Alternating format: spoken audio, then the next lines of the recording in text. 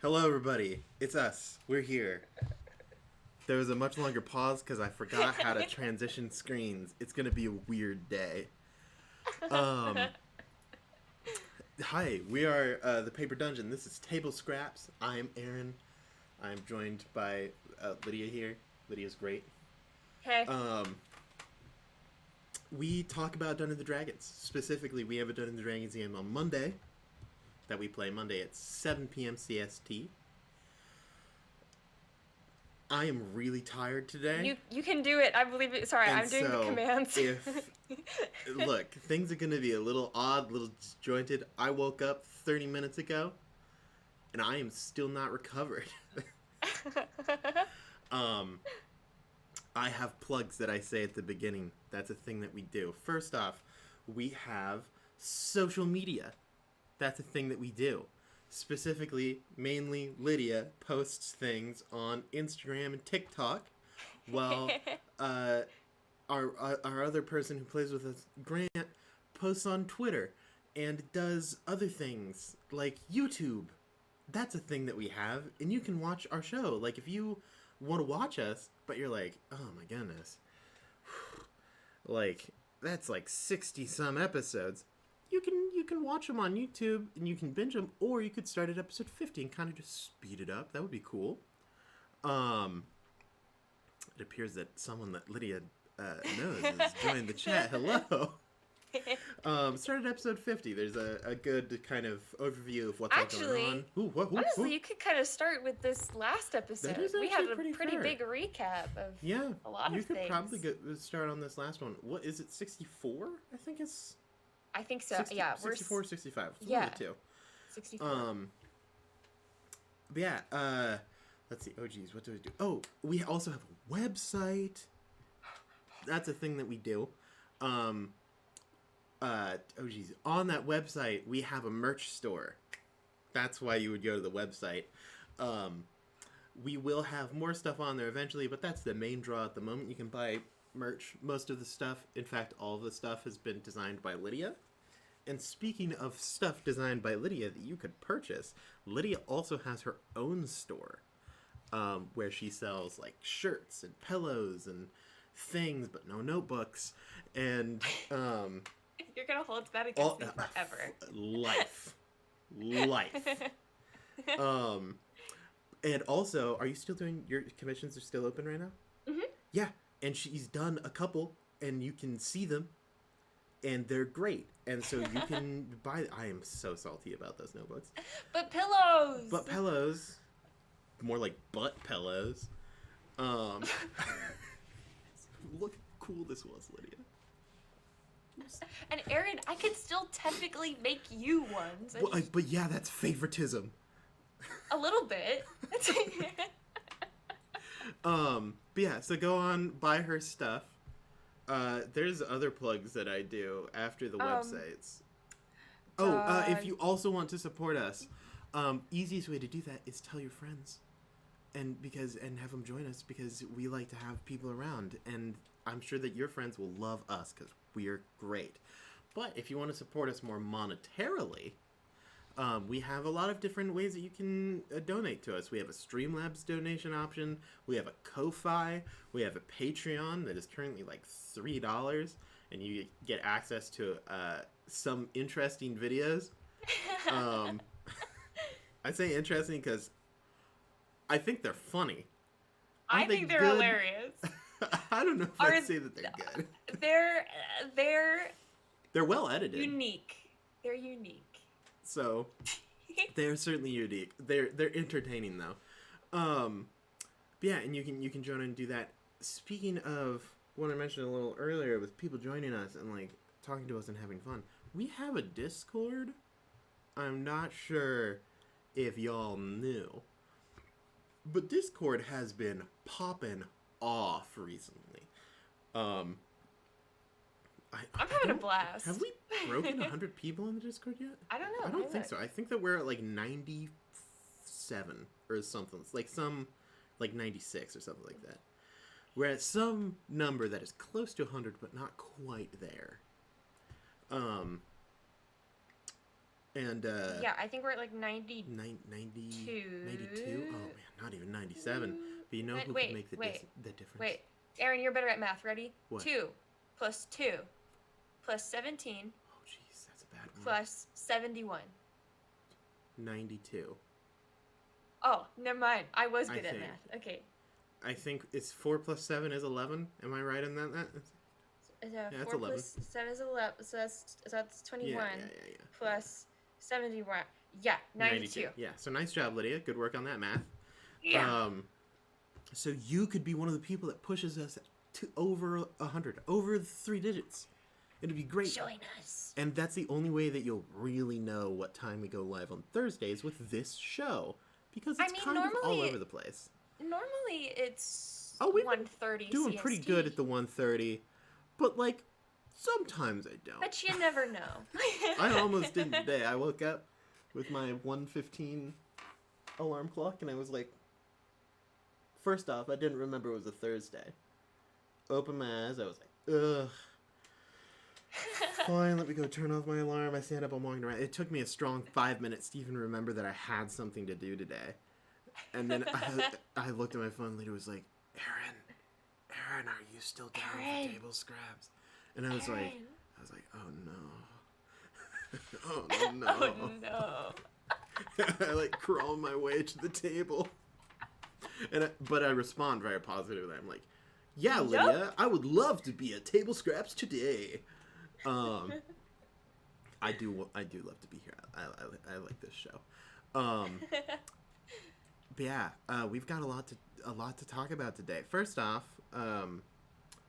we have our episode that we did on Monday, and then both Lydia and I have been working on some projects in our off time. And I can't talk a whole lot about mine, and I don't know how much Lydia can talk a whole lot about hers. But we can at least kind of tell you, like, kind of around when they'll be released and in what kind of form that they will be. So, Lydia, do you want to start off with the plugs for ourselves, or do you want to start off with the actual show, like the reason that we do Table Scraps? I think that we should probably save the plug towards later, because right now we have less 12. people. Yeah, I was super about even. So we should do it later, because we'll have more people towards the end. The moment I see the viewer count hit a specific amount of people, that's when we should do the plug. Once we hit 12 viewers, we'll do it. What if we never hit 12 viewers? Well, then we'll never know. Well, you better get your friends in here, everybody. All right. last episode, Paper Dungeon. There was a lot of talking that happened on this episode. It was all talking. A lot of information that was portrayed and given out. But on the bright side, not to say that that's a downside, but that means that we probably have a lot to actually like kind of look through and go through and everything like that. Deep dive, yeah. I will probably need your assistance to remember what happened last episode. Okay, first hour is Edward's date. Oh, yeah. Our wonderful little baby boy Edward went on a date with his first date with Tiala, who's totally gonna, like, murder us in our sleep. Going to die. I think at one point in time, Tarak worded it as, I'm just afraid that she's going to rip the spine out of your back and use it to rosin her bow. I'm pretty sure that is a line that I said at some point in time. But he is very unconcerned about that because, like, you know, why would you be? He's a normal person. Ooh, pretty girl with a bow. That's nice. Well, technically it's a violin. The bow is not exactly. But I mean, the bow comes with the violin. I mean, yeah, but it's like you can play a violin without a bow. I mean, yeah. Called pizzicato. I was an orchestra. Yeah, so first like hour or whatever, it was Grant gross. And oh gee, now I'm really lost because I knew that Grant started. Yes, Grant goes on his date, doesn't he do something else? And then Renaya bugs him about the date. Oh yeah, you and him have a chat about dates. And then was the Catherine Weisen conversation next? I think so. Man, that was awkward. That was yeah. Oh, and then I should interrupt very briefly. Spaff is in the chat, and I just want everyone to know just how much I love the art. Spaff posted on the last Monday. If you want a real view as to the core of Dungeons and Dragons, specifically our Paper Dungeon, it was like a Picasso painting, like perfectly it's emulating reality with Bongo Cat. It is my favorite thing ever. It's incredible, and I won't stop talking about it. No one can make me. So if you want to see it, you can see it in the fan art section of our Discord. Or go look at Spaff's Instagram. Yes. Spaff has it. I never knew that. Honestly, good work, Lydia. Yeah, check out Spaff. Some good stuff. We very much appreciated it. Spaff, you won our hearts with that. Yes. You may have already had them, but now you got them for sure. Now you own them. It's for sure. It's finalized. It's yours now. But yeah, so there's the date, there's the Weisen conversation, then we all go to the banquet hall to have dinner, and then we talk about the date more. Yes, more and embarrass date Edward. Talk. And then Tarak gets all uppity, so that's fun. And Tarak gets uppity. Okay, there was a low-key savage line in there where it was like, he's like, don't you think there's a lot of weird things in this, Edward? First of all, this incredibly attractive musician shows up, and then she finds interest in you. So brutal. Edward. I felt like Magneto when he like breaks out of prison. Did you watch? Okay, so there's a scene in the X-Men movie where like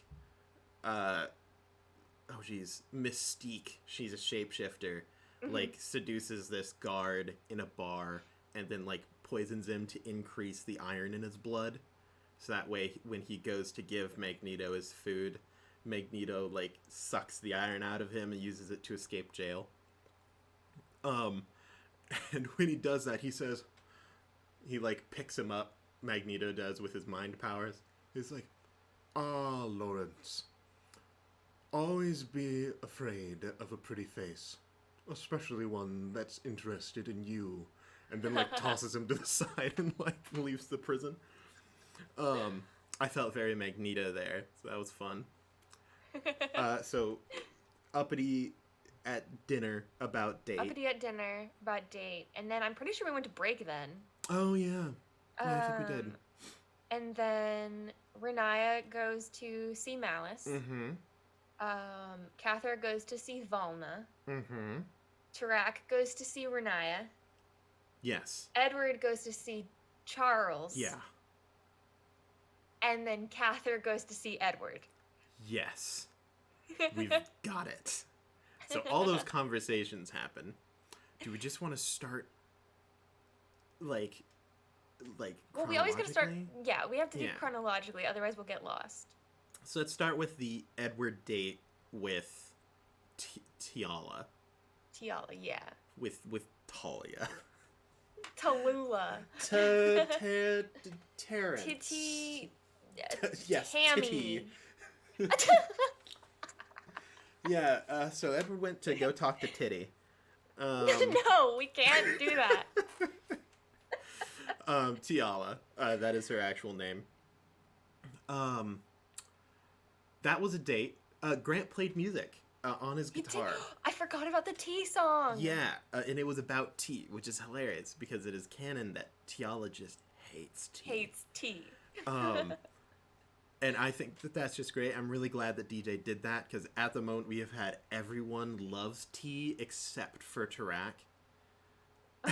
So now there's someone else who canonically doesn't like tea. And I think that that's good. Yeah, the whole date was really sweet. I think it threw a lot of curveballs at Grant, but he handled all of them really, really well. Grant had no idea what was happening. And I think that was also very good. Grant did a very good job on that date. He did. He did a really, really good job. My favorite thing was all of us sitting there and being like, wow, she is so clearly fishing for information. It was like, so, what's your mother's maiden name? I feel like I should know her from somewhere. Did you have a first pet? Like what was its name, perchance, and breed, and I just want to know. I love animals. Oh my gosh, yeah. It was so clear. And how many members of this group what were their weaknesses? Did they have any weaknesses? I think they did. Does Tarak just is super easy to stab? He was a pretty big guy. So I'm sure that he's pretty easy to stab. In the back area? The back is a broad surface. You could probably stab that pretty good. And it's just, we're all just sitting there oh my god, she's gonna betray us. She's gonna, and not even betray us, because we're gonna be prepared for it. We're it's just gonna be Edward.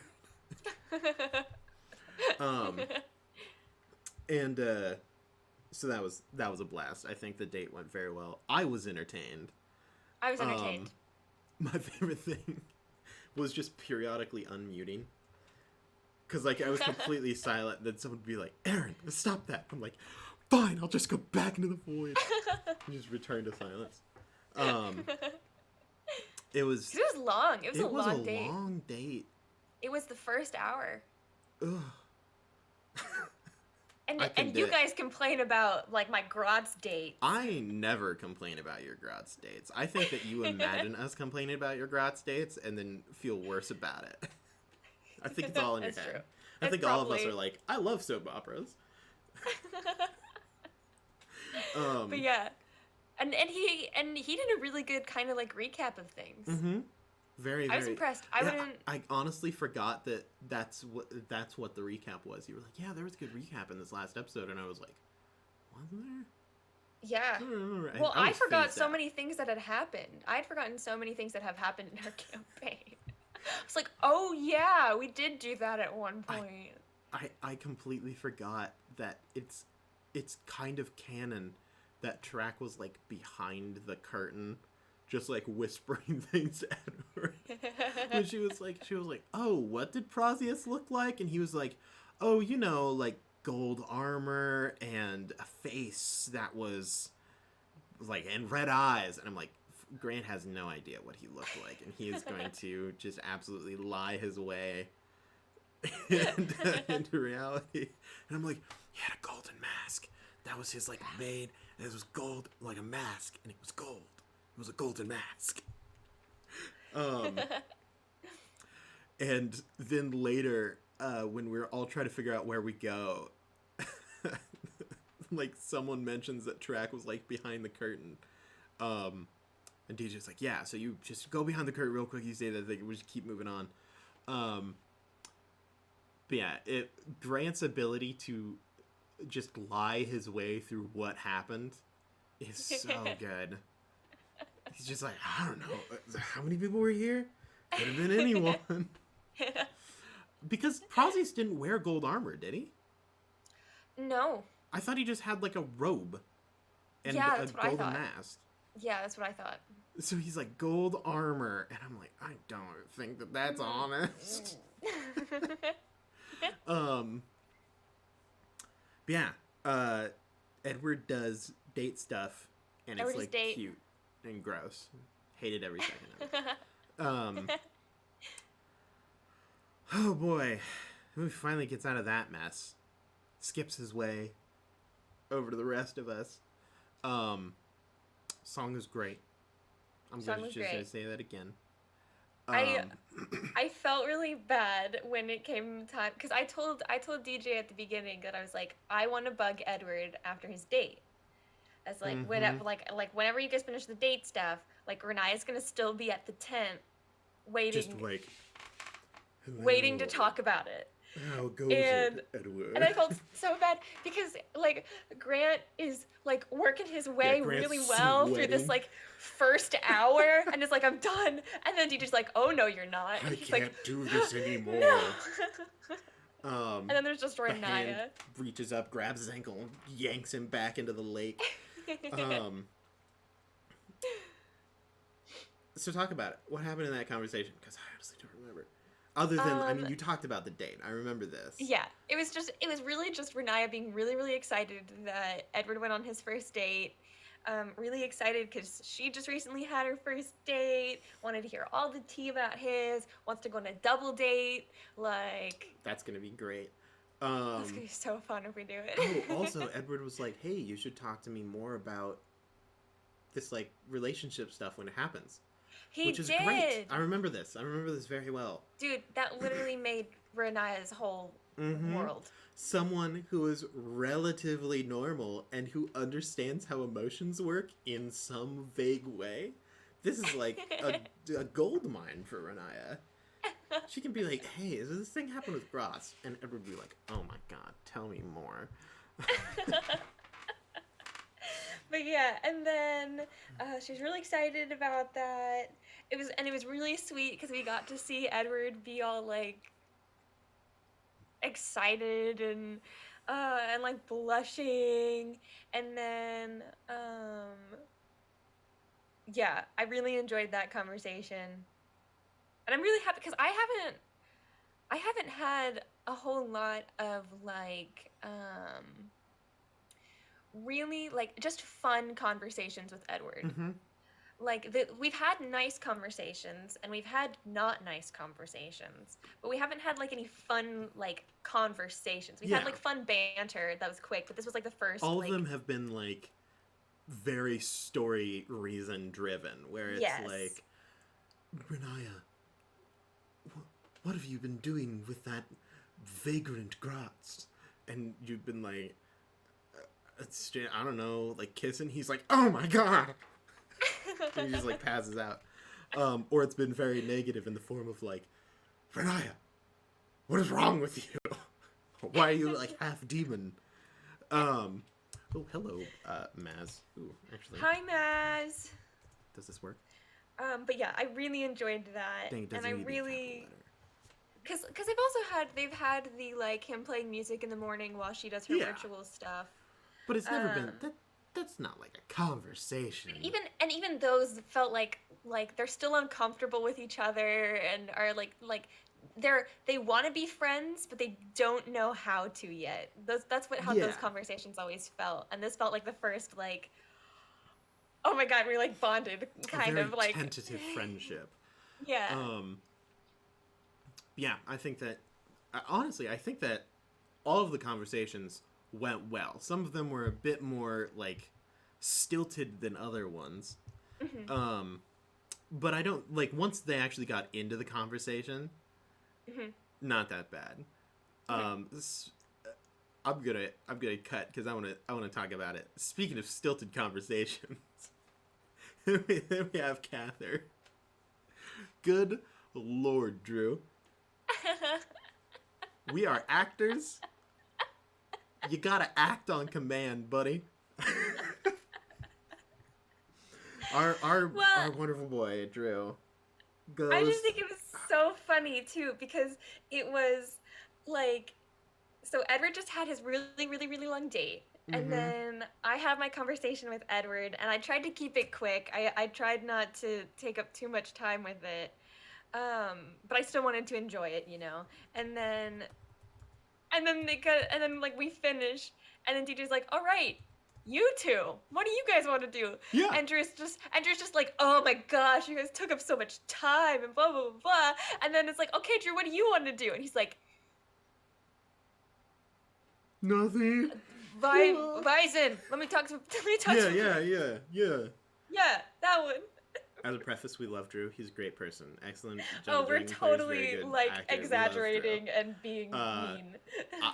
but this is for those of you who aren't aware, I rag on every member of the cast. It's true. All the time. Normally it's Grant, but I'll rag on anyone, bro. And God, it's the most awkward start to a conversation I've ever seen. he's like, yeah, I want to talk to Vyson, and he's like, all right, you guys are still at the like war tent, and you guys are breaking off. This is like right before the date that Edward goes on. We're gonna go back in time. It's like great. He's like, do you want to like grab a drink or something like that? And Vyson's like, yeah, sure. And then they just go and they sit, and it's like silent for like a minute. It's just a minute of silence. I don't help. I'm not a helper in times I like wasn't these. helping. No one on the cast was assisting Drew in this situation. We weren't helping at all. We were making it worse. We were making it much worse. Like silence would happen, and he would stop like with the break. He would like calm down because he would be laughing, and then the moment he was like, I would interrupt and be like, "Oh my God, are you gonna say something?" We were the worst. We are not good people. Well, and I totally get it, because I've had my fair share of it's like, absolutely. I know I want to have this conversation, but I don't know how to get to where I need to be in it. And so like, and in all honesty, it wasn't that bad. No, we're it was totally good. Exaggerating and just like poking fun of Drew because we love Drew, but oh my goodness, it was the start. It was definitely it definitely threw him off that it was like, all right, you're doing this now. Yeah. It's like, get in there, bud. Well, go on, Commands. your turn, you're up. I don't get that. Look, I don't. It seems like I'm not surprised because I'm already prepared for everything. I'm still surprised. I just deal with it, buddy. Yeah, that conversation was good. It was very true to character in my opinion. Like between Vyson and Cather, they were just.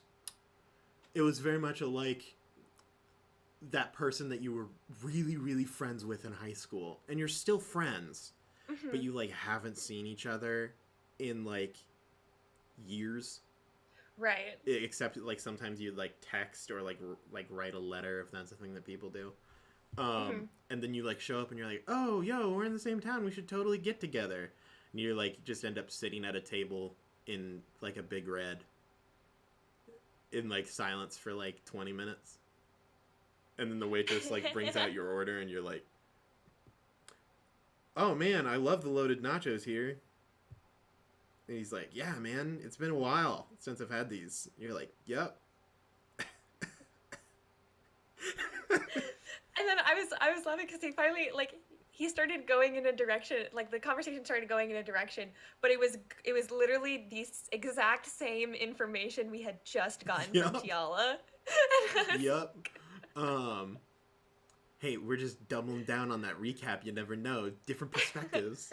It's the episode where it goes through, like, it's a first-person perspective from each of the different characters, but it's all doing, like, the same thing. It's the same. Yeah, it's the same thing every time. Yeah, it was very in character, which I think was great. Well, and then we go to the banquet hall, and me and yeah. Grant are both like, why are we going to the banquet hall? Go to dinner. Because, yeah, so you go and have a conversation with Malice at some point in time. Is that before or after the banquet hall? That's after. Like, we go to the banquet hall, then we have break, and then right after break, I go and I talk to Malice. Yeah, because Edward and you were like, all right, well, guess it's time for bed. And then DJ's like, well, it's actually dinner first. And you're like, I thought we were going to bed. And we're like, what? But so my favorite thing is, so DJ has an idea of the progression of, like, movement through this war, of, like, how many episodes we'll spend in, like, what location and things like that.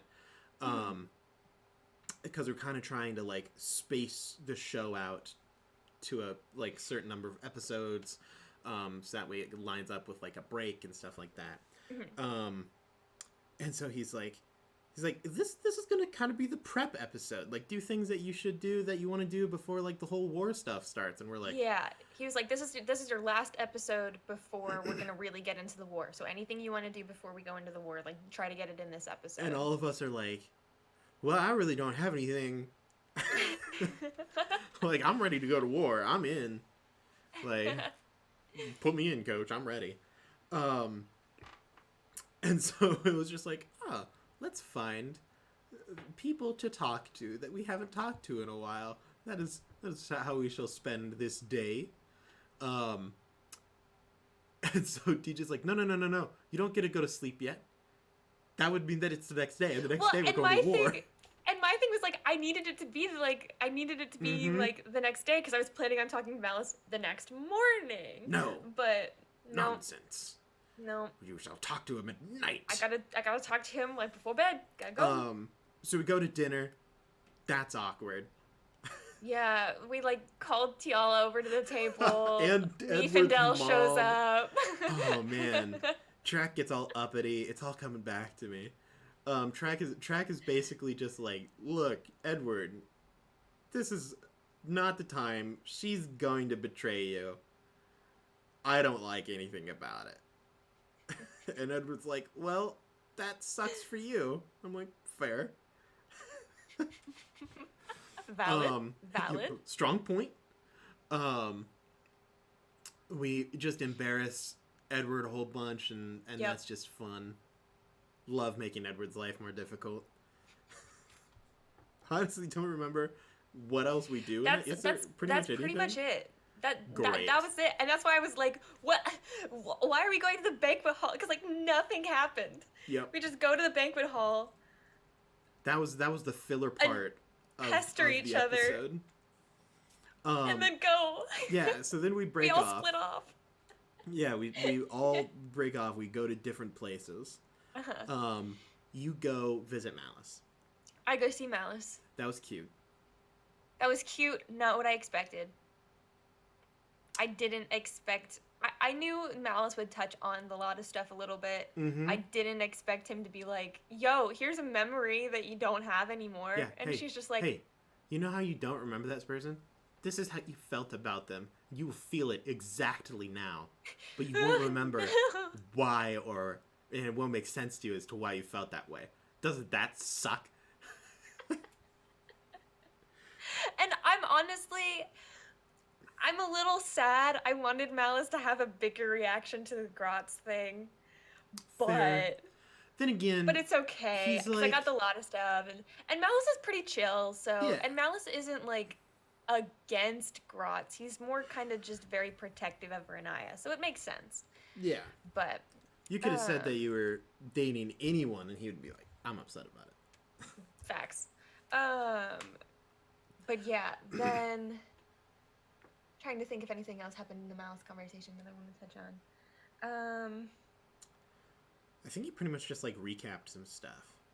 Yeah, I just kind of went over that you guys had died. I went over that she gave up Lada. I went over she's dating Grotz. that's pretty much it. And then I got sent back on my merry way.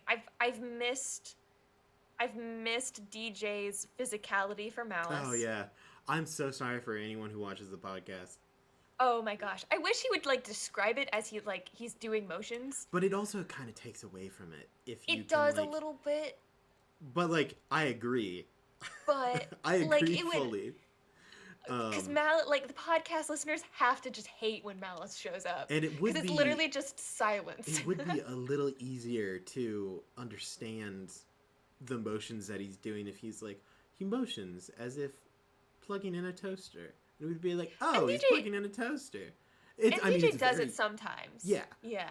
On the real complicated ones, but I'm like, you could probably do that all the time. Yeah, I often try to as of the recent times when Malice is there, I try to have Renaya just repeat whatever he's doing. Yep. Just for podcast listeners. Okay. So okay. Gotcha. And to kind of like talk it through, yeah. But that was fun. I've missed Malice. Toad, you're a bit newer in the group. Just so you know, their name is spelled Mallous. Specifically for the purpose that it's misleading, and they're really nice. Yeah. So it sounds like the word malice, like we, like anger, like murderous intent. But it's just like yeah, because that's like Malice's whole story is he's like made to be this like weapon thing, and then he's just like, nah, I'm gonna go chase a butterfly. And he's like, woohoo, I'm going to skip through the fairy glen. It's very misleading. Yeah. So then you go. And I finish talking with Malice and I leave.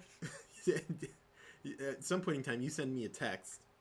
Oh yeah, it was literally like right after that. Yeah, you were like, hey Aaron. Hey Aaron. I don't care if it's this episode or like a future episode. But will you come talk to Renaya about Lada, please? And I was like, bet. Because I had talked to you, I think I talked about it on last Table Scraps, where I was sad that I didn't get to touch more on the Lada stuff, because there was stuff with Renaya and the Lada dynamic that I wanted to kind of establish in the game, but we really just steamrolled over it, because we had war going on. Yeah, war things. Lydia. And you had said, you're like, well, have to go talk to Tarak. Like Tarak will do it, and I'm like, I've initiated so much conversation. I need Tarak to come to me. Do it, Aaron. So Tarak goes, isn't there something else? Is there something that happens in between Tarak talking to Renaya? Because I don't think that it went like you finish your conversation with It was Malice. because then Cather goes to talk to Volna. Oh, Cather talks to Volna. Yep. Mm-hmm. I don't remember what happens in that one either. That one is basically Cather kind of just going over his concerns about Volna in the war. How it's like, yes, you're my sister. I fear for your life and safety. And she'll be like, no, I'm in the rear tent, which, mind you, does not mean that you are safe. In fact, I would say that probably puts you in worse danger. Now. I think the easiest thing to do, the less that you talk about, like what is happening with your sister, the less danger that she will be in. Because the moment you start to elaborate on how good her life is going, the more death flies. Now. I think Vizen's one of the two of them's dying, and it can't be Volna because I don't think it's Volna too well. But I think we introduced this friendly best friend, and he's like, yeah, man, just so you know, I proposed to your sister, and like once this war is over, we're going to go and have our honeymoon after being married by a priest that is super not evil. Like, yeah, and it's gonna be great, and you know, we plan on already having kids. You know, she might already be pregnant. Who knows?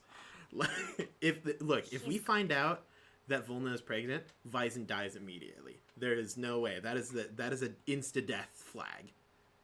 You cannot have kids and be a soldier and live in Dungeons and Dragons or any form of media. It's just not a thing. You never make it back to the kids. That's the final death flag.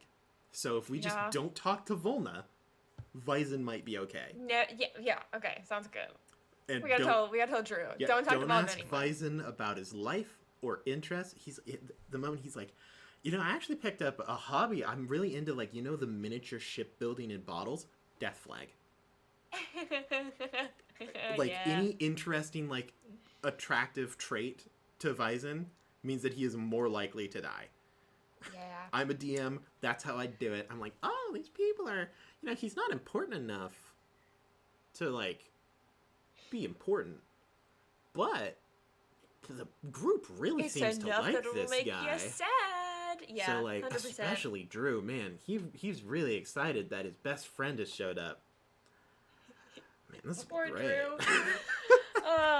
But yeah, no, the Volna conversation was I enjoyed the Volna conversation.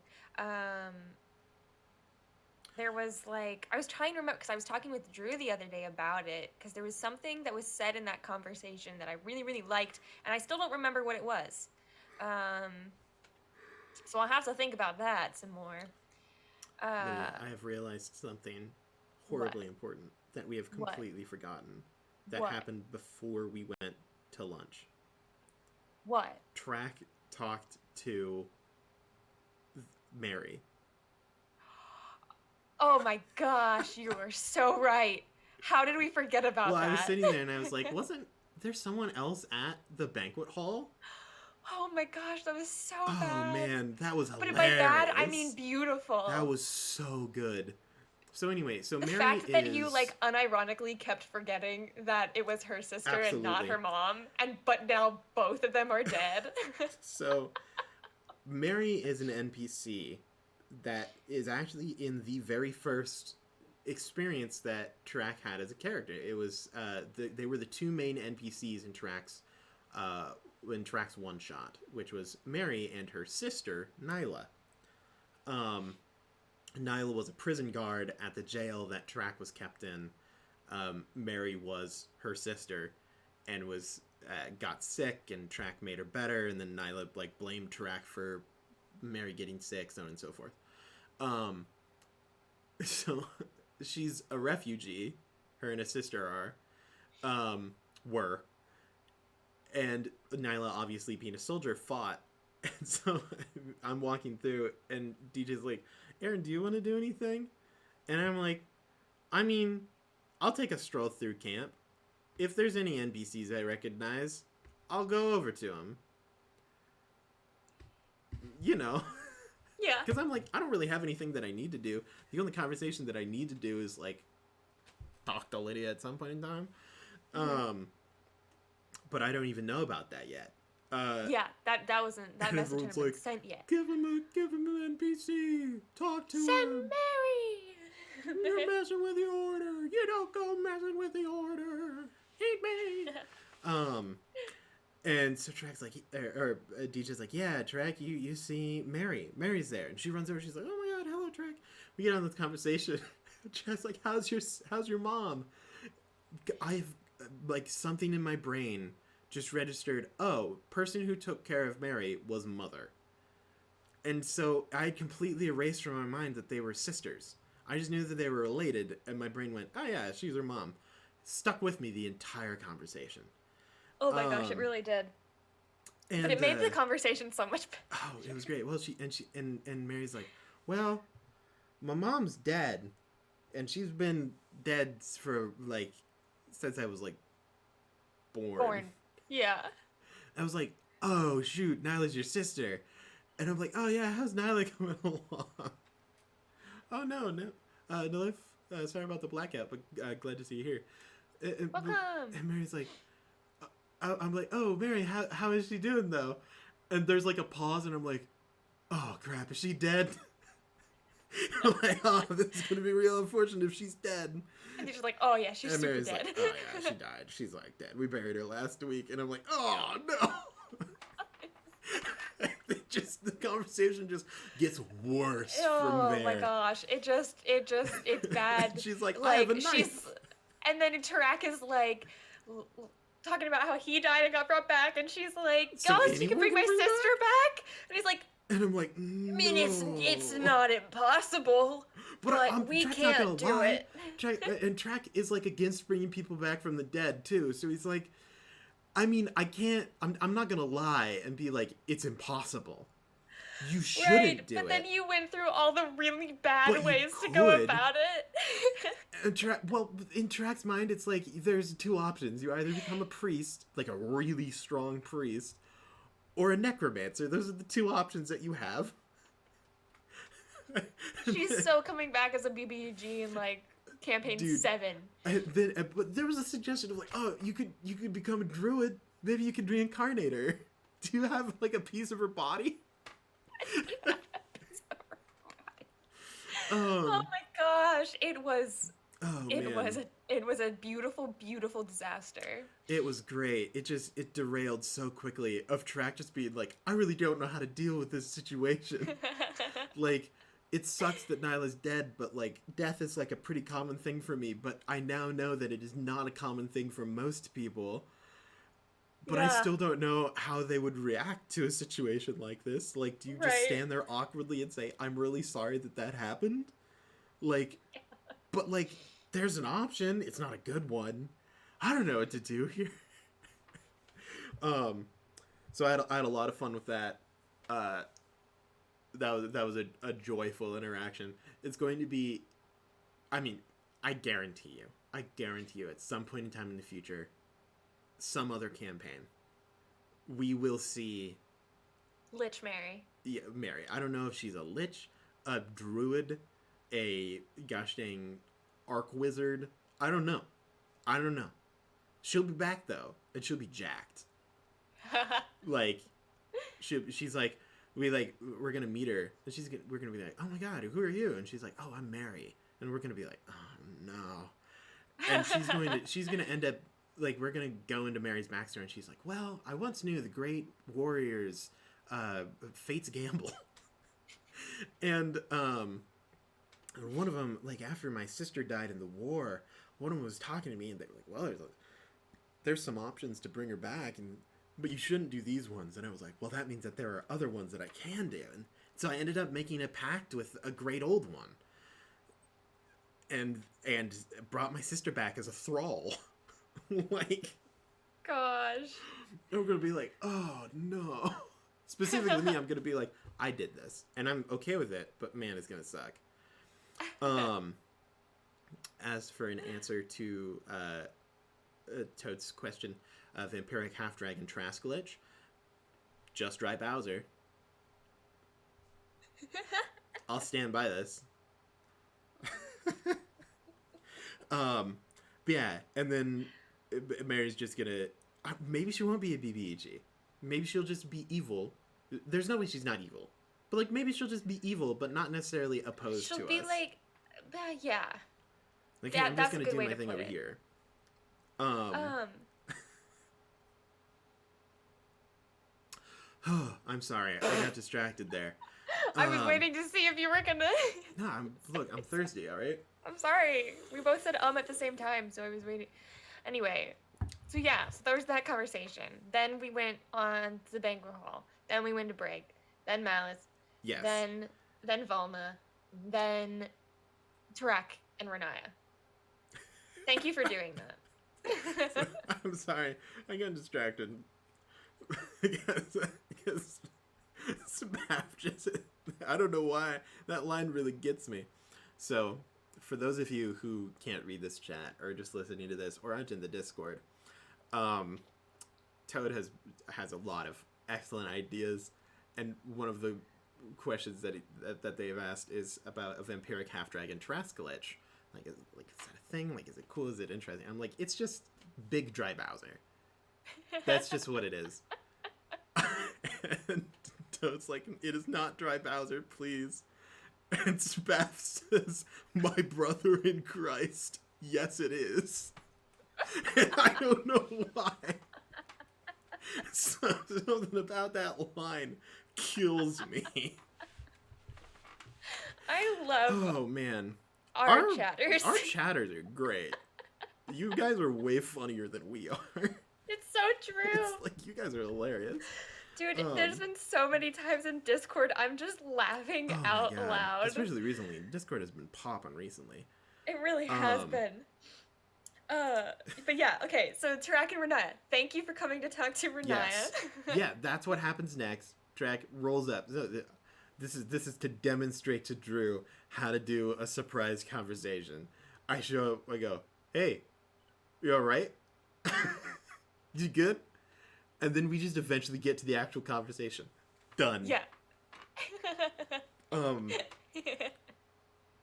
Yeah, that conversation was great. That was a good conversation. It's in like a fog for me. I remember it, and I loved it. But I can't for the life of me remember exactly what happened. It started with them talking about Lada. Tarak was like, "You feel weird about that?" Because like I feel really weird and things like that. And then Renaya talks about how she feels as far as the not remembering, and then Tarak's like, "Well, do you want to remember?" And she's like, "I don't know." And he's like, "Well, you got to decide. Figure it out. If you want to do it, like I'm totally down to help you." And then we kind of go into more of a look on Tarak and just how much worry Tarak has. Dog, it was so much like there's like a trope to it, and for the like one character walks up to the other one and they just like get going on a conversation. And it eventually ends up with them talking like wicked fast. They're like, and then there. And the other one goes, "Are you good?" That's literally what we did. like it starts off so like easygoing and then it ends with one of them just like sweating. But yeah, and that I thought that conversation was great. I think it went very well. I think it apparently had a very positive reaction from other people, so that's good to see. I'm never sure of how a conversation is going, even while it's occurring or afterwards. So it's good to hear that people liked it. Yeah.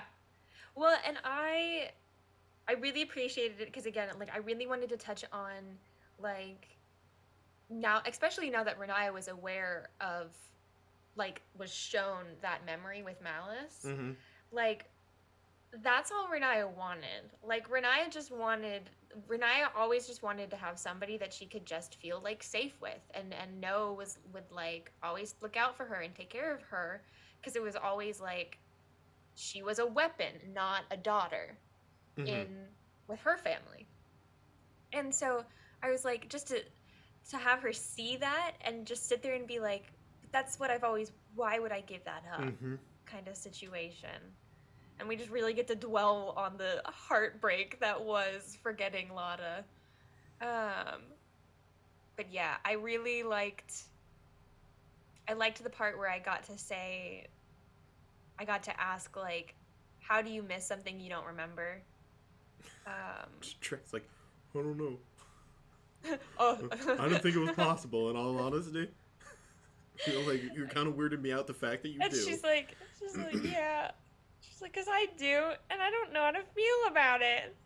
And Tarak is just so, like, action-based, where he's like, I mean, so you're in a situation and you don't like it. So are you okay with being there, or do you not want to be there? Right. And then what are you going to do about it? Like, there's no, like, I don't know, maybe we should or shouldn't do this. It's just like, well, this is the problem. What's the solution? What do you want to do? Yeah. And that's just so not how most people function. And I think that's great. Well, it's one of the things that Renaya loves about it, because when we go into depth with Tarak, that's one of the things Renaya says to him is she's like, I just always figured you knew all the answers. He's like, no. You knew how to fix everything. No, I'm an idiot. I don't know what's going on. You people ask me a question, I just respond with the first thing that comes to mind because it's normally the right one. Like, I don't know, normally your gut is correct on these kind of situations. If you think about it too much, it gets you in trouble. And oh man, there was a lot of things that I touched on with Tarak that were very interesting insights into like what he thinks about things. Yeah. Quick with Mila. So she doesn't remember anything with Lada. Every memory, every feeling she's had like one-on-one with Lada, she doesn't have anymore. But when she went to talk with Malice, Malice was able to like make her feel how Malice feels about Lada. Yeah. And then make her see some of the past things that Renaya has done with Lada. So she had that feeling, and like she had the feeling of knowing Lada and admiring Lada, even though it wasn't hers. Yeah. Because she doesn't have access to that anymore. Mm-hmm. So that was that part.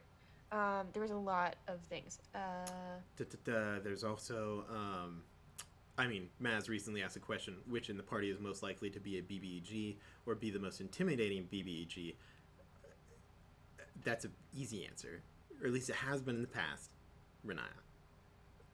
Yeah. Now, see, the thing is, though, I could see the only one who I couldn't really see becoming a BBEG is Edward. Except I suppose that there's some dark twist where he becomes like a political overlord. But I wouldn't call that a BBEG, though. I feel like I don't feel like Edward could ever be like the BBEG. I feel like he could be like an accomplice. Yeah, or like he could like work. He's just like not a good guy. He doesn't have the BBEG. Like a villain. Destroy the world. Yeah. He's like he's the same feeling as you have towards like Walmart, where you're like, I don't like this, but also I couldn't say that you're evil. Renaya is an easy, like, she's like 2 steps away from BBG. She's less so now than she was. Yeah. She was once. She had a phase where she was very on edge. In that whole, do I have to kill Cather kind of thing? I think you've taken some good steps with Renaya to avoid that outcome. Mm-hmm. I do feel as though the next... I don't know if the next closest is Cather or Tarak. I feel like it's Cather. I can't really see Tarak as a BBEG. Oh, I can see it. I can... I had a whole evil Tarak arc planned, depending on... Really? Yeah, if certain events happened, I was like, yeah, I could go evil Tarak. I want to know more about this. But, like, Cather's a pretty obvious... Like the thing about Cather is he ends up in one of my favorite genres of BBEG. Cather feels like, if he would be a BBEG, he feels like, if it was, like you know how, like, Batman plans for if all of, like, the Justice League goes evil? Mm-hmm. It's like, he's like, if Superman were to go evil, you gotta have a plan ready. Yeah, exactly. Yeah. And he also ends... So, one of my favorite types of BBEG is the, like... They're very evil, but they're, like... Where they end up being like, I have to wipe out the world, not because I want to, but because that's the only way for me to cleanse all of the evil from the planet. Like, where he just is eventually like, people are inherently Thanos. Evil. Yeah, it's just Thanos. Yeah. Like, he's both very purple, Thanos. like... Oh my god, he is Thanos. If he just... We just need to shave his head. And give him a bigger chin. And we gotta give him the gauntlets. Yep. And then, boom. We got Thanos. Thanos with a sword. Well, Thanos had a sword. It was fine. We need to add another blade on it to make it less usable as an actual weapon, according to how actual weapons work. But yeah, where he's just like, I am a paladin of righteousness. I fight with the holiness of God. And we're like, bro, you wiped out a country. And he's like, yes, it was needed for glory and honor and correctness. Law shall reign. And we're like, bro, you are super evil. And he's like, I am righteous. I am good. We're like, those things do not necessarily can't coincide. But yeah, no, there was a possibility for like evil Tarak. I talked about it a little bit, and it was mainly like, I feel like I think I know. Well, there was the whole like, if circumstances occur and like Renaya dies and some things like Yeah, that. that's what I thought. There was a dark Tarak plan, but there was a like theoretically, if things went real bad, there was an evil Tarak plan. Well, my evil Renaya plan almost went into place, and that was like the Renaya dark phase, which freaked me out because what it was Renaya. Because that one was gonna be Renaya's gonna like hunt down the gods, because she was really mad at the gods of fate and was gonna go after the gods of fate, but thankfully we got her off that. So the Tarak plan, the Tarak path towards evil, was like if Renaya dies and he no longer has an Oathkeeper, and it's like his fault, and he just deems it as clearly this whole peace thing doesn't work because I've tried peace and now people that I care about are dead. Simple solution, I will go the absolute opposite extreme and just go full conquer.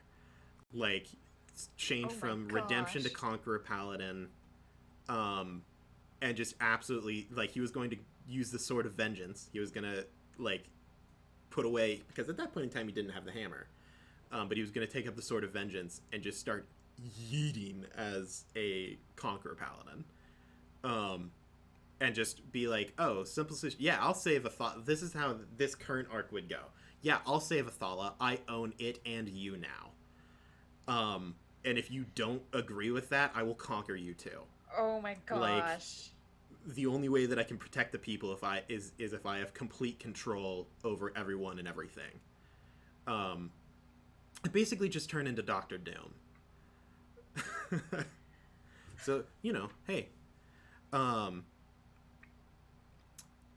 That's interesting. Yeah. So that was a possibility. Wow. I don't think that that's super a possibility anymore. Yeah. That arc has sailed. Yeah. And I don't think BBEG Renaya is as looming as it used to be. Yeah, I feel like it's if you can make it to the midpoint, because the midpoint is when you should kind of like have your ideals set in stone, or at least like the engraving outlined. Right. And we officially made it to the midpoint of level 10. So hopefully there shouldn't be too many evil changes in the future. Yeah, so I could see Tarak as a BB. I feel like if Tarak became a BBEG, things get problematic real fast. Yeah, I think out of, like, honestly, I think Tarak is one of the least likely to become a BBEG, but if he were to become a BBEG, he would be one of the scariest. Yeah. We're just like I'm gonna kill you. That's what I'm gonna do. There was another question. Well, I mean, there was actually a couple of questions. The main one that I'm seeing right now is from Toad. Anything planned for future campaigns? Any reoccurring characters or expansions to the cast? Do we have plans for future campaigns? Yes. Expands any reoccurring characters? Almost definitely. So the eventual plan is that I will DM because DJ gets tired. It's a lot. DMing for like over 2 years. Yeah, so we're gonna switch off and on different campaigns. Whenever the other one feels tired, we're gonna switch whoever's DMing the campaign, which is, I think, is a good thing to do in general. Yeah. Because for any of you who are forever DMs, that concept kind of sucks.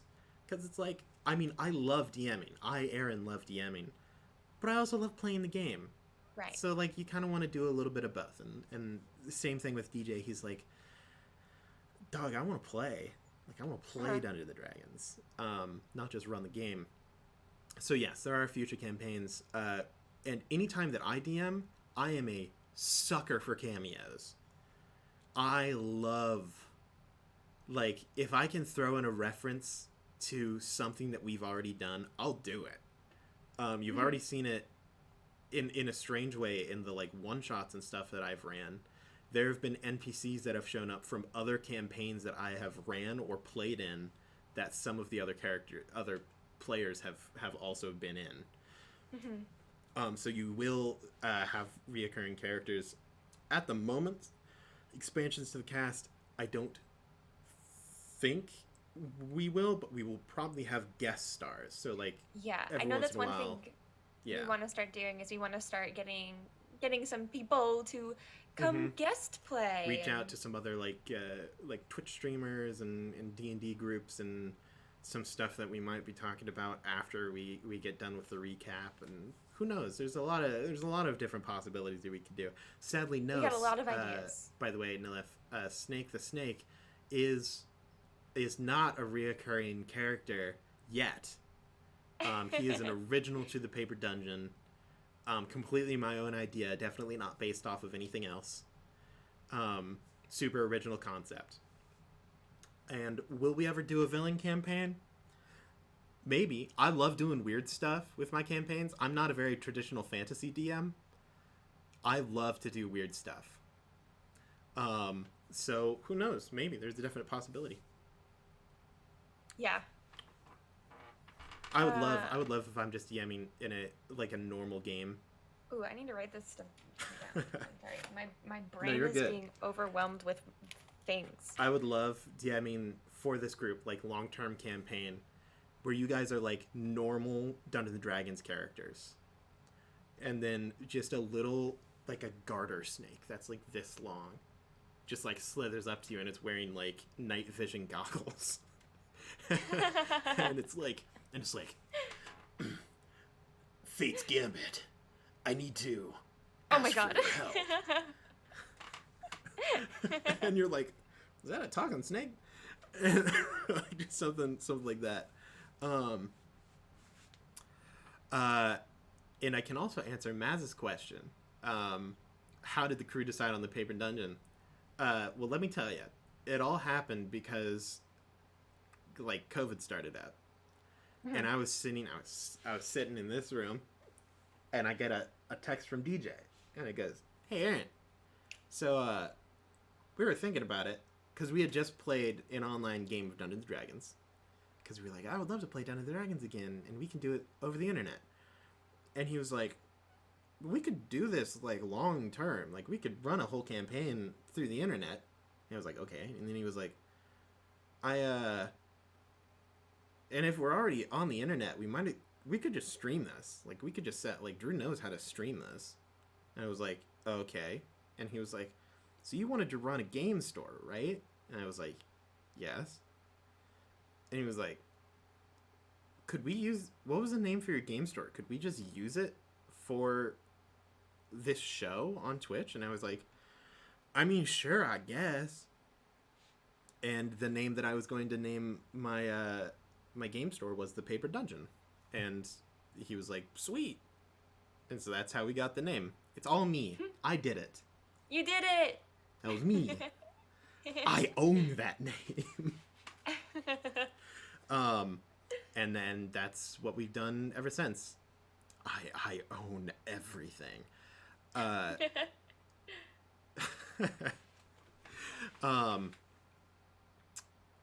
This is the last question. Then we've got to finish off the recap, and then we can come back and talk about whatever. Okay. Thoughts on time travel in D&D?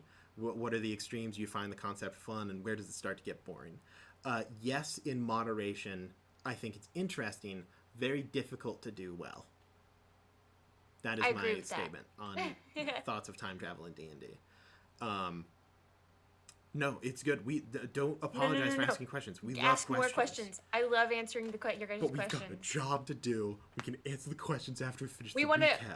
We want to get through the recap because we have cool stuff we want to talk about once we finish the recap. That's our actual job. So it's like yes, we need to finish the recap, but we are happy to answer your questions. Yes. Which is why we get off track. Cool stuff we want to tell you about. When anyone asks a question. All right. Where were we? We were wrapping up Tarak and Renaya. Tarak and Renaya's conversation. What else is there? Edward and Charles talk. Yes, that was great. I don't remember much of that. I think it was pretty much just them establishing that he wants to go to the Scholar's Guide. Yeah, and then Charles is like, "Hey, so it's not all great. Like you got to do some stuff. Like I had to spy on you. Like I know that we're friends now." But, like, a lot of my job was, like, to become your friend so that way you didn't become evil. So, like, for a long time, we, like, weren't friends, really. And Edward was like, oh, that's awkward. Yeah.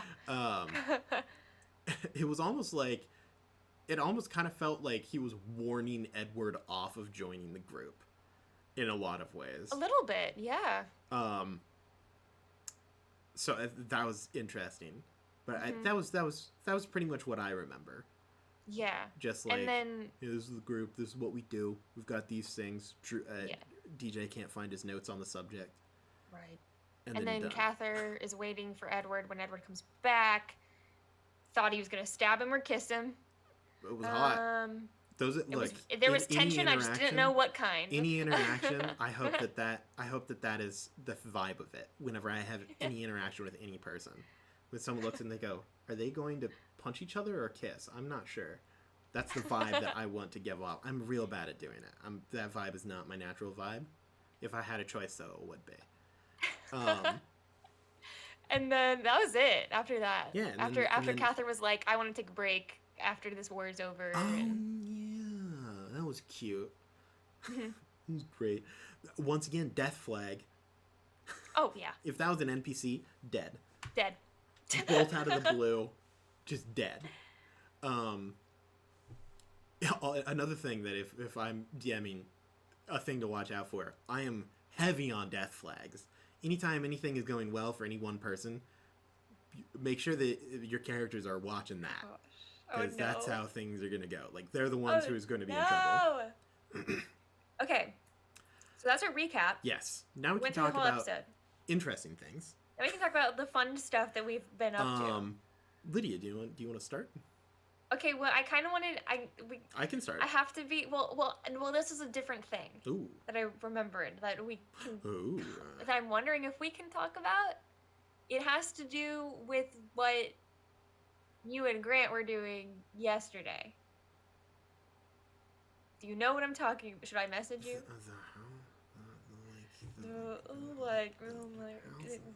Yeah. Not the Illuminati. I mean, not that part, but we haven't really talked about that. Oh, so like the move plans? Yeah. Oh yeah, okay. We can talk about that. Okay, yeah. So I just didn't know if we were allowed to talk about it or not. We're allowed to talk about it. So as most of you know, Lydia had been planning to. We had actually all been planning to move down to Idaho. Can't do that because Idaho is wicked expensive right now. Ooh. Simple solution. Don't move down to Idaho. Grant and I will be staying here in Nebraska, and then Lydia will be joining us here in Nebraska. We're all gonna live in the same house. It's gonna be great. And Grant's a big what's the name of it? Like a housing person. Real estate. I'm like retail. I'm like, no, that's working at a retail store. Real estate. Yes, he's big into real estate. Him and his family do a lot of real estate stuff. Aside from being pastors, weird combination of jobs.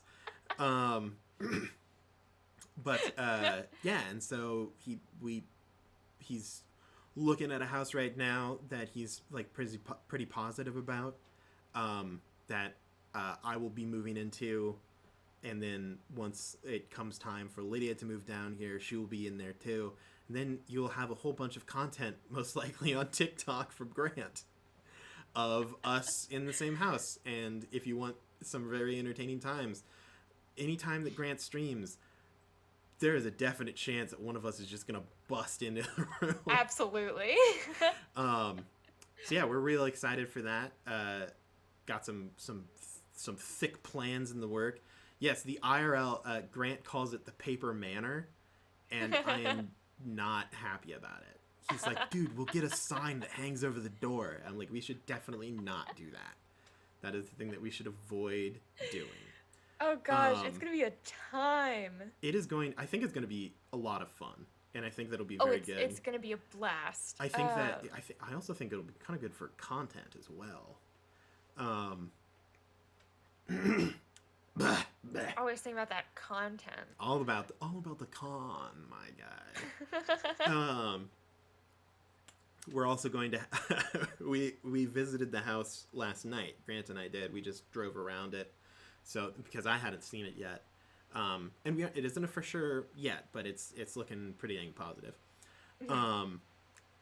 And he showed there's a garage, like a non-attached garage, and he's like, yeah, but I don't know if we'll like actually use it because there's a lot of parking space, like so on and so forth. And I'm like, hear me out, Grant. We could just set up a gym in there. Just look, we get ourselves a squat rack, some dumbbells, a bar, some weights. I've already got a heavy bag that we could hang up. Done. We'll just get jacked in the garage. It'll be great. Oh my gosh. And he's like, that is a thing that we could do. I'm like, we don't have to pay for a membership at a gym. It'll be awesome. It'll be great. He's like, oh, that is sounding pretty good. The best part is, there's, like, we're going to have to build a room. And we have the capability to do that. Like, there's enough space and ability to do so. But I don't sleep on a bed. I just sleep on the floor. And he's like, problem is it's all hardwood. And I'm like, buddy, that's not a problem. He's like, really? I'm like, no. It's a floor. I can sleep anywhere. And yeah, it's great. We're gonna have to put up some walls and stuff and do some things, and it'll be a great time. The shredded paper. Mm-hmm. The paper shredder. Oh yeah, that's what we can call our. We'll start a TikTok that's just us doing. Oh my gosh, I'm not participating. Weight training stuff. We have to. You can just like walk past every once in a while, so that way we get the clout. We can at you, and then the people who watch you will like follow us as well. Where it's like, oh my god, Lydia's there. This is awesome.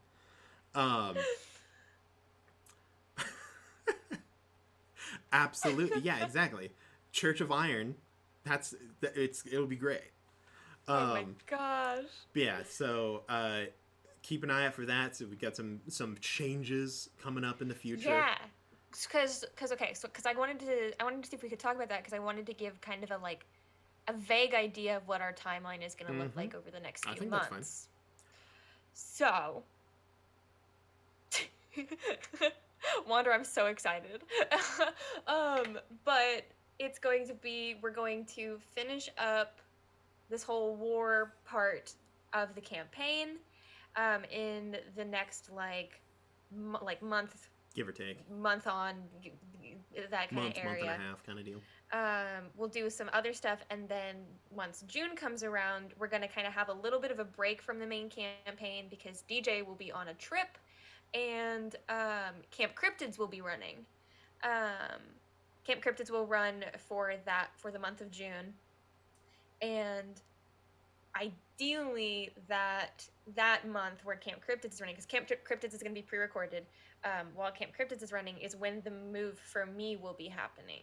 So Aaron will already, ideal world, Aaron and Grant will already be set up where they are, and then come June I'll be moving out to go and join up with them.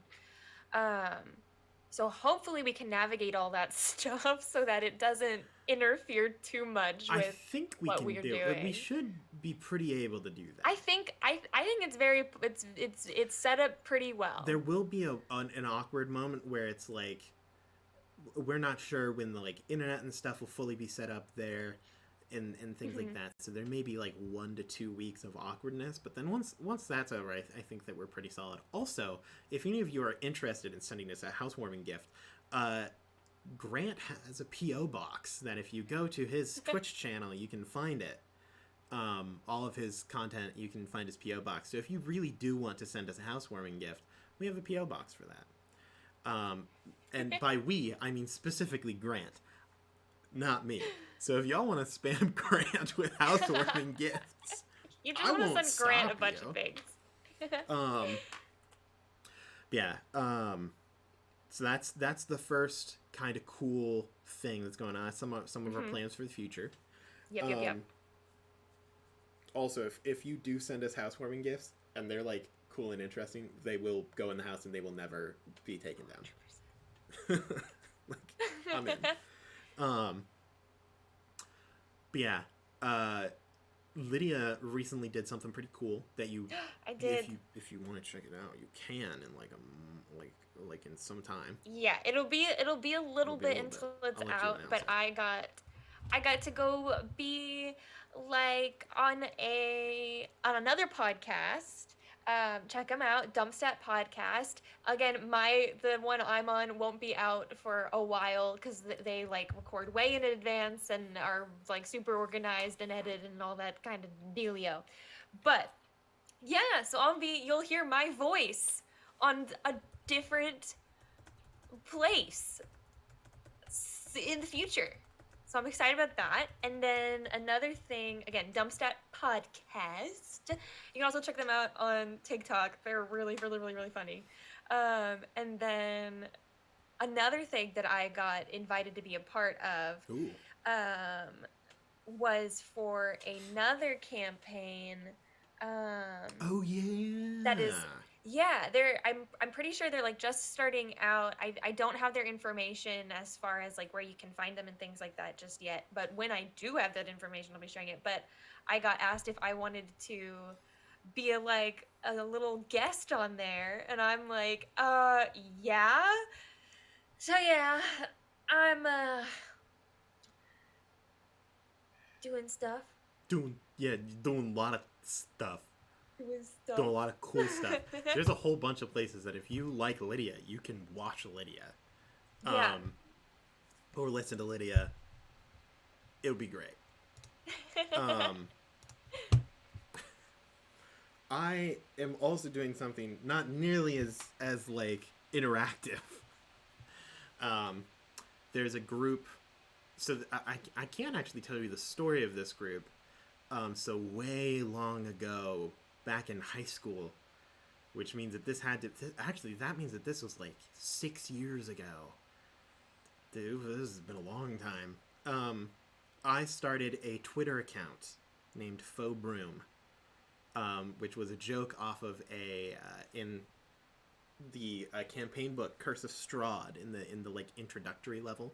It's called the Death House, and there in a closet there's a broom of attack, and for some reason, and it turns out that this is not uncommon. That broom almost wipes out parties at like level 1 to 2.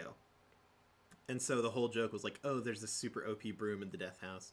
And I made a Twitter account of that and like just like memed as a broom on Twitter. And I would like at the people in my party and stuff like that. And then I eventually I noticed that there was a Strahd account. And I interacted with that. And then there came a whole bunch of people role-playing different NPCs and characters in Curse of Strahd. And it was like a huge group. We started a big like Twitter group that everyone was in, and we talked about stuff and kind of got to know the people behind the accounts and things like that. We eventually started a Discord. I don't know how I ended up with these people, because the people in the Discord are crazy. Like, one of them is someone who has worked on Dungeons & Dragons 3.5 and 4th edition, is in active contact with Wizards of the Coast. Other people who are like writing and editing for like whole like TTRPGs and stuff, artists for them. Like it's like a bunch of like legitimately kind of big hitters in the TTRPG world, and then there's like me, which is very true to form with like the accounts that we have as well. Like it's like we have Strahd, and then we have Tatiana, and then we have Arklicha Severak, and then there's like me, who's a broom. And it's so great. So I'm just in this Discord with like giants, and I am Jack, but I am not gonna kill any of them. And one of them was like, hey, I would love to put together this book. And so I can't reveal a lot of the contents of the book, but a bunch of people in the group chat are working together to create a setting book. And it will be released. We're not sure of the exact deadline. The original deadline was we wanted it in October, because like it's a spooky book. We're all from like or Curse of Strahd people. So it's like a bunch of spooky Shadowfell stuff. And then it got moved back to May. And then we're thinking we're going to postpone it a little bit longer. So that way it's like sometime in the summer. So keep an eye out for sometime in the summer. There will be it's going to be free as far as I know. I'm pretty sure that if there is a cost, it'll be completely voluntary. And then any proceeds made from the book will go to a charity. I'm pretty sure. If so, don't quote me on this. I'm 90% sure that that's what they said, though. And some of my content will be in there, as well as a whole bunch of other super awesome people from a lot of different backgrounds and places. There were people talking in there. They're like, oh, what if I did some theming using like Swedish folklore? And I'm like, I don't even know what's going on, but I'm into it. I don't know what's happening. A bunch of very good writers and editors and content creators who like, oh man, some of the things that I've seen them do. One of them, specifically the account that is Strahd. He was like, hey guys, I was homebrewing just a whole RPG, like a TTRPG. I was homebrewing that, and I wanted to see what you guys think. It was like the coolest thing I've ever seen. It was so awesome. I can't even describe. It was like you guys wake up in shallow graves outside of Las Vegas. You have no idea how you got there, and the entire story is dictated by like a game of blackjack. Like, what? That's cool. Like you don't have, like, character creation happens in game. You can like redeem poker chips to remember something about yourself or about another character. So like a red poker chip, you have a memory of something that happened. The example that he used is like, you reach a door, the door is locked. You can expend a poker chip to have a memory of yourself picking a lock. You now know how to pick locks. Then the red poker chip was you could remember watching one of the other characters do something. So like, you're in a fight, none of you have any weapons. You could redeem a red poker chip and be like, I remember as we were running, so-and-so tucked a Winchester into their bag. And then now they're like, oh my god, I didn't even know that I had this. And then, so you develop the characters as you go, with them being like, oh, we're apparently criminals. Like, I pick locks, you were running from a bank and have a gun. Like, we're clearly bank robbers. And then as you go, it kind of develops that. And then there's also a tarot element that dictates how the story goes. It's awesome. And it isn't even done. But he just has, like, the bare bones of it. That sounds so cool. Epic. I told him, like, look, I don't know when you finish this, but when you finish it, is it all right if I play it on my stream? And he's like, yeah, I guess. I'm like, I guess. This is the coolest thing I've ever seen. But yeah, so now mind you, if he releases it and doesn't tell any of us about it, and you see some super cool game out there that uses poker chips, blackjack, and tarot cards, I saw it first. I'm just saying. I was in the group. I know the guy. I know the person. In fact, one of the people in that group, they run a merch store at Ren fairs, and that's where I got this. So I've met one of them. He also DMs for me in the online game that I've been playing for like 5 years. Gosh, it's wild. It's like one of the craziest things that I'm a part of, and I have no idea how it happened. And so it's a super cool place to be at. They'll like post like old D&D books that they have. Like a lot of them are like collectors of older editions. Yeah. And one of them is like, oh yeah, here's just these books, and they're like signed by the creators of the books. And he's like, yeah, I remember I was actually in like insert some random restaurant in upstate New York, And I saw this guy and happened to have the book on me, and then we're just like friends now. And I'm like, what? How? Why do you know that? Why? First of all, why am I here? How did you do that? Like you guys all. There's an opera singer, like a professional opera singer. That's wicked. I think there might be 2 of them. That's amazing. I'm like.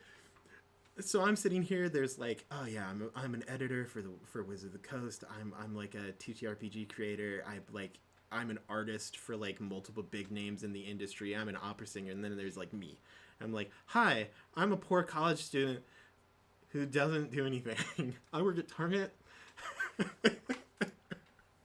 and it's just super cool. Like they're like on panels at cons and stuff like that, and I'm like, I have like a little Twitch stream that I do. We've got 11 people watching us, except 2 of them are us, so there's actually 9.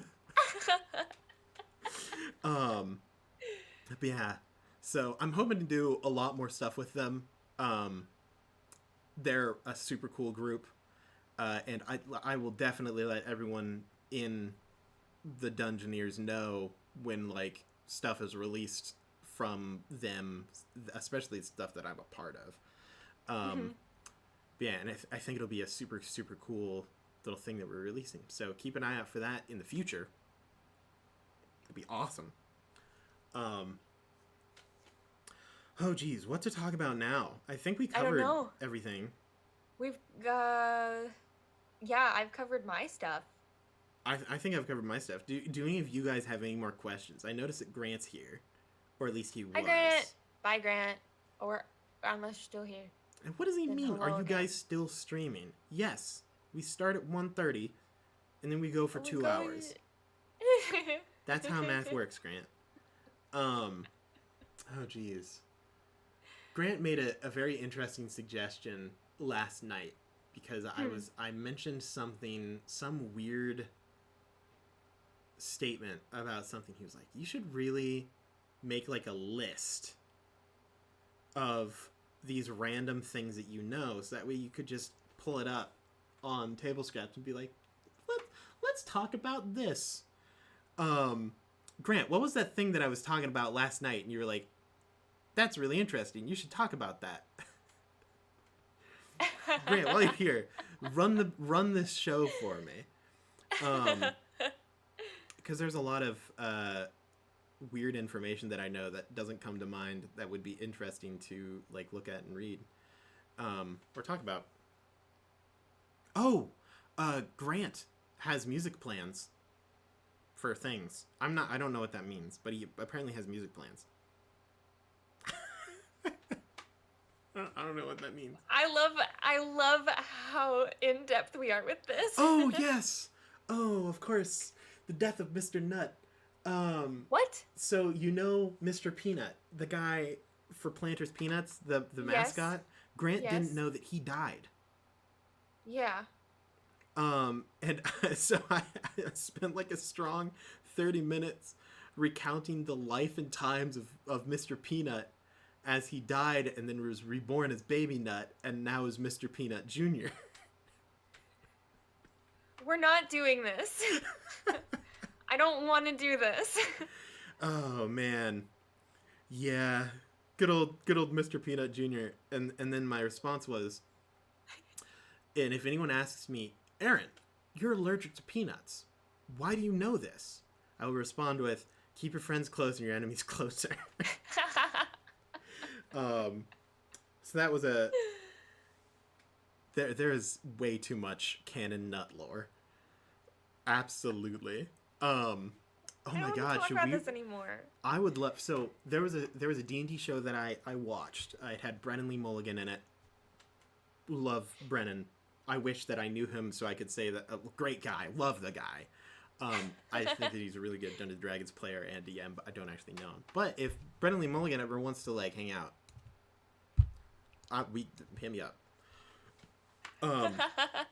But they played a game where they were all cereal mascots.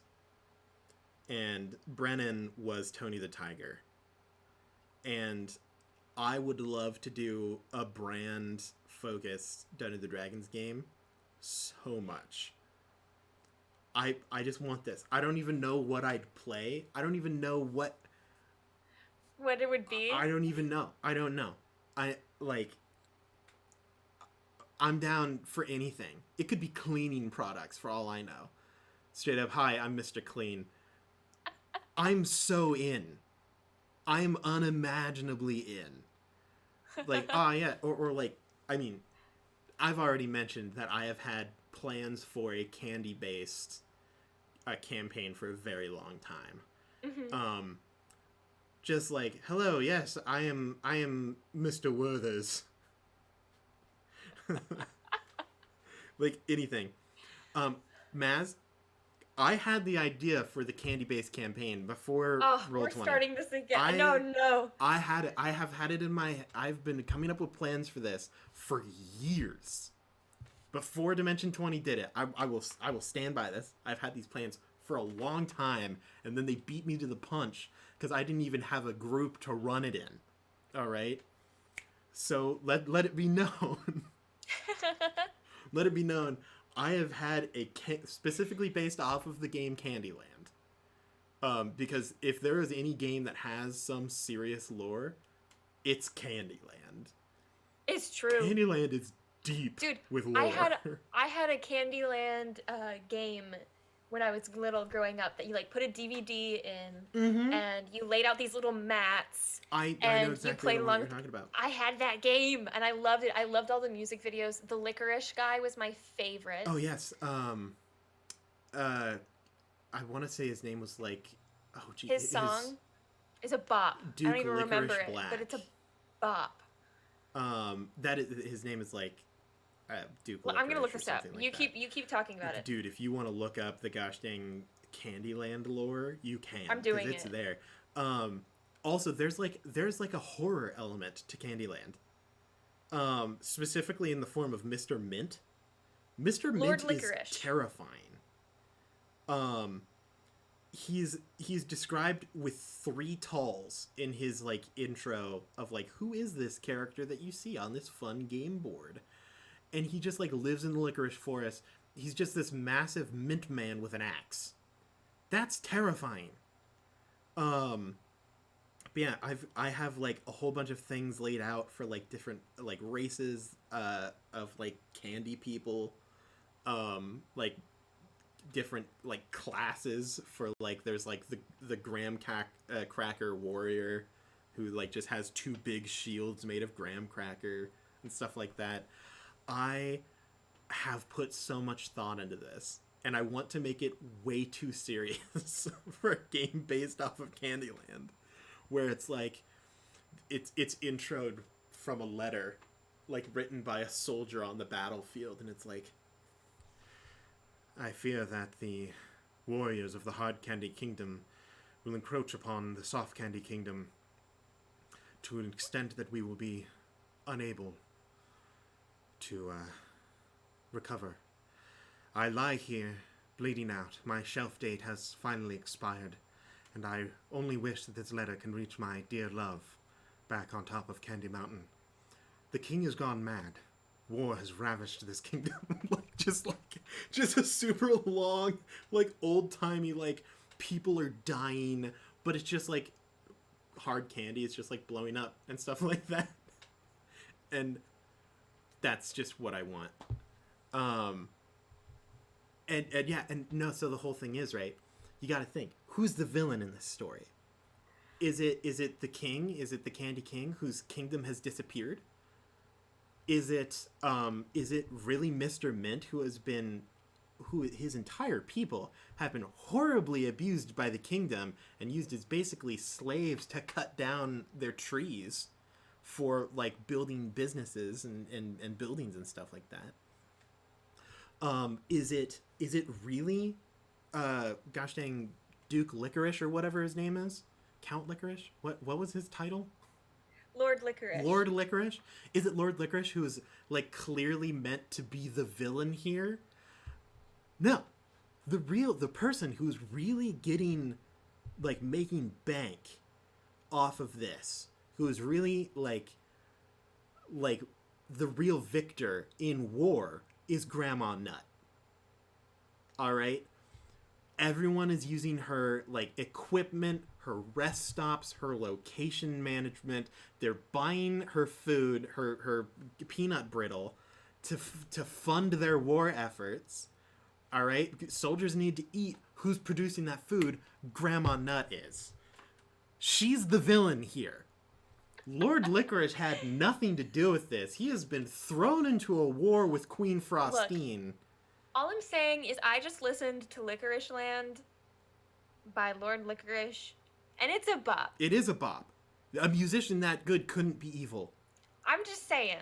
Have you ever noticed that any time that the heroes of the story are like captured or attacked by Lord Licorice, nothing bad actually happens to them?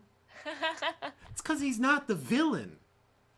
He's not the villain. Oh my gosh. Queen Frostine is a warmonger. All right? Grandma Nut is making money off of the candy war. Oh my, we need Mr. Mint has been enslaved by the king. I will stand by this. I want this so bad. This would be such... Also, here's the thing, though. Here's the thing, right? Who owns Dungeons & Dragons? Wizards of the Coast. Who owns Wizards of the Coast? Hasbro. You know what else Hasbro owns? Candyland. That means that a Candyland Dungeons & Dragons crossover is possible. We can't do this. The Wicked Witch of the East, bro. And Grant, if you want to bring food, you can bring the food. I won't stop you. We'll be going for 15 minutes. I want food. Well, wait for like a month and a half. All right, Lydia? Okay. So this is what I'm saying. If I don't know if it's legal for us to do a Candyland game because the character's a copyright, but I'm not saying we couldn't because they own the game. All right, they own both Dungeons and Dragons and Candyland. If we get permission from Hasbro, we're like, yo, Hasbro, I would like to do a Dungeons and Dragons game. Yes, it has, Grant. And I would like to do it based on Candyland. They're like, oh, you mean those two IPs that we don't care about? Yeah, go for it. Done. Okay. Well, we did that. Oh, bro, I could talk for hours. 4 hours. I know. Get some gingerbread kid action in there. Figure out what's going on with like Mr. Gosh dang Gloop or whatever it is. Gloppy, that's the one. Yeah, what's his deal? All right, he's living out there in the molasses swamp. And the thing is, okay, here's the coolest thing. I don't need to develop a map for that. I can just get the game board, slap it on the wall. Like, it's the best concept I've ever had. Look, I've done a lot of Dungeons & Dragons stuff. There's been no clearer calling to me than the desire to run a Candyland game. I've got like 5 documents of work. All right, I've got lore written out. I believe you. I believe you. I was to the point where I was ready to start commissioning artists. All right. Aaron. Bro. Oh my gosh. Tell us in the Discord if you want us to run a Candyland-based game and then start a petition to contact Wizards of the Coast. Be like, look, bro, we need this. Oh my gosh. I would love it. There, hey, I guarantee you that at some point in time, something in this line will occur. There's a lot of options. We plan on doing a lot of stuff with the Paper Dungeon in the future. So just wait and see. We'll see what goes on. We'll see what happens. What really gets thrown down here. Oh my gosh. And if you're wondering what Grant was talking about when he said rip the candy themed show choir idea, Grant and I were in show choir in high school, and it hit our senior year. And the thing is, the seniors almost always got to choose what the theme of the next show choir year's songs were. Since freshman year, I had been compiling songs, figuring out how it would look like everything. I wanted to run a candy-themed show choir set. Songs like The Candyman, the like, who can make the nightmare, the Candyman can. Like from, you know the one. Yeah, that song. Yes. Yeah, I got it. Both Lollipop, the like, lollipop, lollipop, oh, lolly, lolly, lolly, lollipop, lolly. Yeah, you know the one. Yeah, I got that one. And then the other Lollipop, the one by Micah. I went walking with my mama one day, and she warned me what people say. Live your life until love is found, 'cause love only gets you down. That one. Yeah. Had like 5 songs, all candy themed. We were going to coordinate sections by like colors.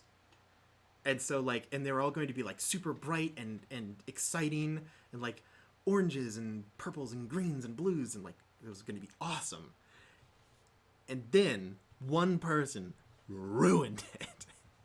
They're like, I don't like that idea. I think that it's dumb. Here's my idea. And it was not good. But they threw such a fit. They eventually went. They were also the person who ran the show choir's Twitter, and like used it to like say it was a mess. Like, it was the most drama I think I've ever experienced. And then our show choir teacher was like, "Fine, we're not gonna do either of them. We're gonna do this. It's gonna be great." We're like, "Oh, this is worth both of the ideas that we had." It was a mess. Ruined show choir. I mean, the show choir was already, it was a time for us in high school. Grant knows what I'm talking about. But yeah, totally. I was so excited. I've been planning this for 4 years. Ruined. They will never see this stream. But if they do, they know who they are. You know who you are. You know, and you know what you've done. All right, you ruined That's funny. 3 years of my life. It was you. Oh my gosh. It was Friends, Grant. It was Friends. We sang the Friends theme song. We almost sang, "You got a friend in me. You got a friend in me. When the road looks rough ahead and you're miles and miles from your warm, sweet bed. Just remember what your old pal said. Yeah, you've got a friend in me." It was that. That was what we did. Oh my gosh. Senior year. It was bad. It was so bad. The outfits were bad. It was bad. It was just not good. Look, Grant and I have stories about choir. Well, we did Disney as well. Your whole candy thing makes me think of me in middle school. We did Willy Wonka and the Chocolate Factory. And guess, I think I've already told you, but guess what role I got? Oh, were you Violet? No. No. Augustus Gloop? No. Were you an Oompa Loompa? No. Oh, geez, I'm running. Were you the really stuck-up rich one? No. Were you Willy Wonka? No. I'm running out of people here, Lydia. I was a part of the everlasting gobstopper machine. Oh, I remember this. You told me. I should have known. I stood there in all blue and did this for 2 minutes. That's strong. So I was on a lot of different drama and music stuff up until sophomore year of high school, because there was this ongoing theme of any time that I was in a theater-based thing, anytime that I was in anything theater-based, they would just get rid of me. And first example, middle school, we were going to do, it was a play of, oh geez, I think it's Alice in Wonderland. The one with the, oh geez, what's it? The Jabberwocky. Yes. Yep. We were going to do that. Oh my god, Grant, the casting system was terrible. And they were like, oh, you are going to be the King of Hearts. That's the role that I got, the part, and I was so excited for it. There was like a part of the play that I had lines in, but literally for the entire rest of the play, I was asleep on the stage. Like, I was like always on stage, but I was not conscious. So like people would have to like walk over me to have to like do their stuff, and they would like, sometimes they would just trip. And the whole joke of it was like the King of Hearts is always asleep and just in the way. Like, he's completely useless. I loved it. And like I did have a fair amount of lines. Like, I had a whole scene completely based around me. I was the only one in the entire cast who learned their lines, and mine was the part that got cut. I was the only one. I was the Gobstopper Machine, and then the next year I was a dancing orphan in Annie. Oh wow, that role suits you. And then yes, I was a dancing orphan. And then once I got into high school, I couldn't get, I never got casted. Everybody else was so much more talented than I was. And blasphemy. But I very much did the, okay, fine, you won't put me in your stuff, I'll make my own stuff. And then literally the next year, I was a writer. I was like, we did a Saturday Night Live like spin-off like for our like high school show, and I was a writer for that. And then I went on to like, it was my last year, which is my senior year, my junior and senior year were combined. I wrote a one-act play and put it on and like raised a bunch of money for the suicide prevention hotline, and that was you did like that was cool what I did in high school. I did, but the thing was it was like I very much was not super big in high school, and the stuff I did wasn't super big either. It was just like really big to me kind of deal. I mean, it's still pretty big. You were like a philanthropist at like 15.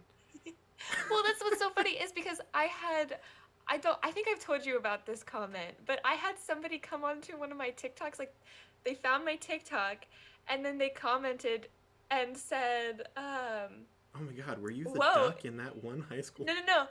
They said, is this Lydia? Like, who would have thought that out of everybody in high school, Lydia would be like popular? And I was like, ow. You're not wrong, but who are you? I don't even know who it was. I don't, all I know is that they knew me from high school, and I don't know. They ended up deleting their comment, because I like commented on it, and I was like, who are you? And then they deleted their comment.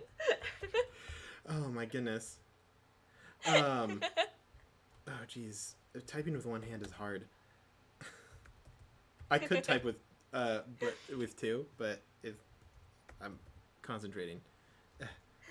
How do I spell? Ignore the capital A for no reason. But yeah, so I didn't do anything cool like that. I was in like theater productions up until like my freshman year of high school. Correction, up until my sophomore, because freshman year I did all of the plays and stuff. Every single play that I was in, my part got cut or cut down, or just completely changed entirely. Every single one. And so it hit sophomore year, and I was like, I'm not going to do that anymore. I'm just not going to do that. My personal favorite one was we did Sound of Music. as our like we have a yearly musical. We did Sound of Music. And that's a long musical. It's a long musical, like really long. I had 10 minutes of stage time. That was the only time I was on stage for like the full 2.5 hours of play. The reason is that I was a party goer. There's the scene in the musical Sound of Music where they're like at the party and the like Von Trapps do the like good night, like that song. Yeah. I was a party goer, and I was one of the lucky ones. I got the one who actually had a dance, like that. Like we had like a ball dance that we like danced around the stage and stuff like that. The other ones just kind of stood around, and so for like 2 hours, no one did it. We were basically just extra tech people. 10 minutes we got to go on stage and stand or dance if you were one of the lucky ones, and then we left. And then they were like, oh well, there isn't really a whole lot of extra side parts. How about we can take some of the guys from the dance scene, because there were only like 6 dudes because any of the other ones left because everything was horrible. They were like, oh, and then we'll just turn them into like Nazis at the end scene where everyone goes and they're like hunting down the Von Trapps. And they were like, all right, everyone over here, all the guys over here. I was the only guy who got cut from being a Nazi. I'm like, I don't even know how you can get cut from that. First of all, that statement out of context. I feel bad because I'm like, oh man, I wanted to be a Nazi. Stop. I'm sorry. I don't want to be a Nazi. But I'm like, how do I get cut from... It's not even a good part. And I got cut from it. See, my thing that went on... True story. Please don't clip the part about me saying that I want to be a Nazi. Stop saying it. You're giving them more opportunities. No, I'm sorry. Please don't. We here at the Paper Dungeon do not stand with them. Solemnly. My typecast was Bird. Yes. Yeah. The thing that I often got put as in any production, because I was in a lot of theater classes, and on theater classes you like put on stuff in the class, and it's not like for the school, but it's just for your classmates. I was a Bird an unbelievable amount of times. And then there's the one outlier where I was an old Russian man. Nice. Old Russian men are basically like birds. I mean, mine was, because it was played by me. Yeah, very fair. I've pretty much already gone over all of my theater experience. It's join, be excited, because you get like, oh, that's an interesting part, and then it immediately gets cut. Like, every time. The other 2 plays that I was in, Grant, you were Humpty Dumpty in the one where my part got cut as the King of Hearts. That was your role in that one, I remember. Good old Alice in Wonderland. But I was in the one act play that I was in. We did what is it, 1986 or something like that? The one where the farm animals take over. I can never remember the name of it. I know what you're talking about. I don't remember it. Yeah, you know. But I was the head dog. So, like, in that book, the pigs take over the farm, and the dog has puppies, and then they raise them to be, like, murder soldiers. And I was, like, the head murder soldier. And then they were like, you know, we really need another farmer. And so they're like, no, don't do that. And so they just cut down my part more and more to like make time for the one act. And then they just eventually got rid of me and turned me into a farmer. So my role went from head murder character, and then I got beat up at the end of the play as a farmer. And that's the transition of character for me. And then I was also in another, like, the spring production that was just an Animal Farm. That's the one. What, 1986? Isn't that the one where they, like, burned books? Yeah, it was like, that's where my brain was like... Wrong one. Yeah, it's 1984 was you're thinking, brother and one. then in that one you're thinking of Fahrenheit 451. Oh, God! Why do all of the books sound the same? You're thinking of like 19 something, which isn't that one the 1984 was Big Brother. Big Brother, yeah. Look, all right, they all sound the same. That's Fahrenheit 451, bro. Look, all classic novels are the same book to me, all right? They all mean the same thing. Fahrenheit 451. I knew what you meant. I knew, like, my brain was clumping them all together, too. They're all look, and it's the same one as, like, the one where the, like, the To Kill a Mockingjay, where they like kills the guy, they're all the same. But yeah, God, but in the spring play, I got cast as a camera guy. So my entire role was to kneel on the corner of the stage with a camera, my back to the audience. There were two of us. It's and Mockingbird. You were saying Mockingjay. That's the Hunger Games. Mockingjay, yeah. The one where... Mockingjay is the one where... that's the one where, like, there's the person gets unlawfully arrested for murder. There's a lot of, like, racial tension. It's that one. Yeah. To Kill a Yes, but you said Mockingjay, which is the Hunger Games. Yeah, no. It's the one where, there's the, like, family. It's very in depth. Or is it no? There's the one where the guy wanted to play baseball. No, that was Twilight. He wanted to play baseball, but he couldn't, because like when he was growing up, because he was like poor and like they didn't allow like black people to play. But then his son is really good at football, and that's Fences. That's Fences. That's not even a book. That's a play.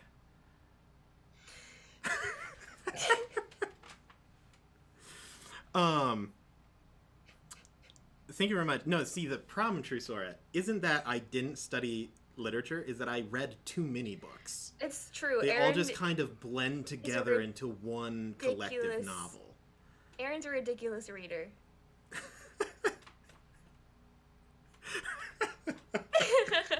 I'm so sorry. I think we need to take a breather. Now the weird thing is that I can recall what happens in the books incredibly well. But just the titles. I can't remember what they're named. Oh my god. This is how I became the champion of AR reading, is because I can remember the content of a book flawlessly.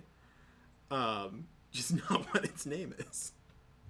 But yeah, the best part about the play where I was a camera guy was that on intermission, me and the other camera guy walked across the stage and just riffed off of the other people in the show.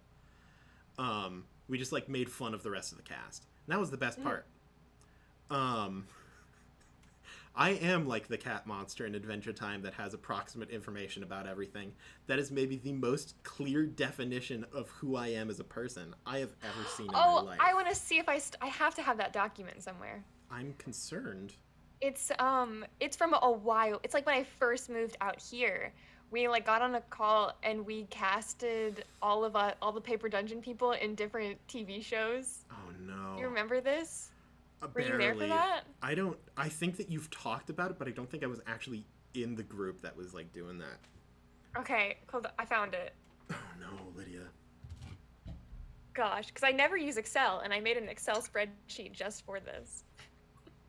Because that made me think they asked the Adventure Time one. And then I was thinking, I was like, who would we all be in Adventure Time? I'm afraid. And then it made me think of that. Okay, all right, here's our options. And you get to pick which ones you want to do.